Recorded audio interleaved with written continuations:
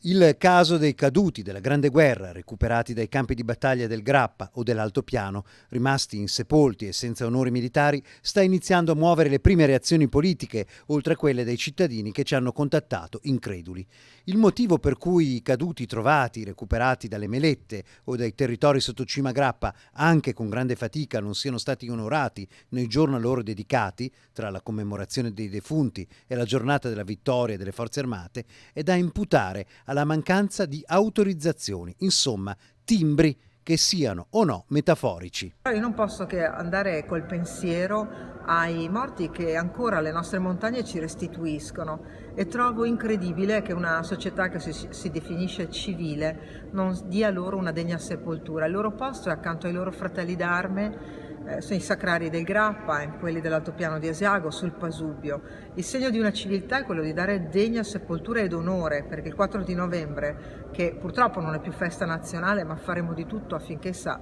ritorni ad esserlo, ho chiesto alle scuole di non dimenticare, di ricordare, di rispettare quella data che è stata quella dell'Unità d'Italia e che sembra la nostra montagna continuare a volerci ricordare con forza. Qui si ritorna quindi al senso di civiltà di una nazione, dove uno dei parametri è proprio onorare con rispetto i propri caduti. Tra i pilastri del rispetto c'è quello di non lasciarli su una scaffalatura per mesi e mesi, dopo essere stati ritrovati ad oltre un secolo dalle battaglie. Nessuna procedura, nessun protocollo, a nostro avviso, può giustificarlo.